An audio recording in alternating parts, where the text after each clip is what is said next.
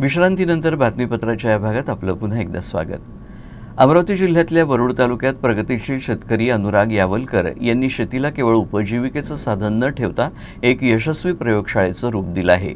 त्यांनी नैसर्गिक आणि सेंद्रिय पद्धतींचा अवलंब करून एकात्मिक शेतीचं उत्तम उदाहरण साकारलं आहे। जैविक आणि सेंद्रिय पद्धतींचा अवलंब करत त्यांनी संत्रा, भाजीपाला आणि फळांच्या उत्पादनात लक्षणीय वाढ केली आहे। यावलकर यांनी त्यांच्या शेतात 5 जनावरांच्या शेण आणि गोमूत्राचा वापर करून रासायनिक खतांना पूर्ण विराम दिलाय। या जैविक शेती व्यवस्थापनामुळे जमीन सुपीकतेत वाढ झाली असून पर्यावरणपूरक शेतीचा उत्कृष्ट नमुना त्यांनी साकारलाय।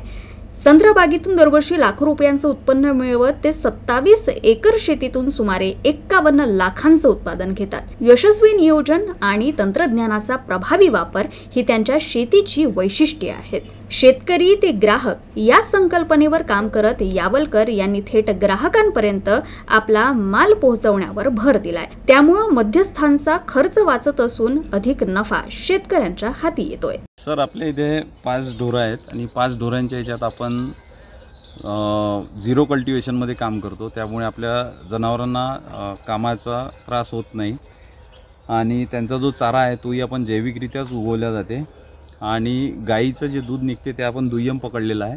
त्याचा शेण आणि गोमूत्र हा आपला प्रामुख्याने भेटणारा निविष्ठांचा जो भाग आहे त्याला आपण हायलाईट केलेला आहे आणि त्याच्यावरच आपण प्रोसेसिंग आणि व्हॅल्यू ॲडिशन करून तो आपण वापरतो। तर त्याच्यापासून आपण जे पाहाल इकडे 4000 लिटरची जी टाकी होती तर त्याच्यातून जे शेण गोमूत्र जमा होते ते आपण 7000 लिटरच्या टाकीत टाकतो। 7000 लिटरच्या टाकीत टाकल्यानंतर त्याला 7 दिवस आपण त्याच्यातच ठेवतो आणि त्याच्यातला जो गाळ आहे किंवा जे स्लरी आहे ती सेटल डाऊन होते ग्रॅव्हिटीने आणि मग मडपंपाच्या सहाय्याने आपण ती दुसऱ्या 7000 लिटरच्या टाकीत टाकतो। आता तिथे जीवामृत बनवायची प्रोसेस चालू करतो।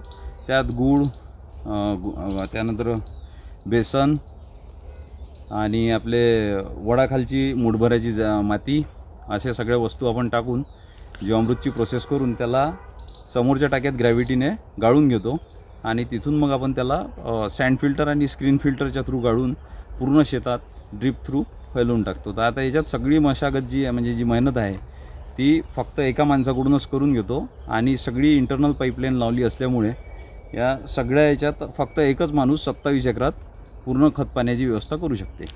नैसर्गिक शेतीकडे वळा, रासायनिक खतांपासून दूर राहा आणि निसर्गाशी सुसंवाद साधत शेतीत प्रगती साधा असं आवाहन अनुराग यावलकर यांनी इतर शेतकऱ्यांना केलंय। Arun Joshi, UCN news, Warud.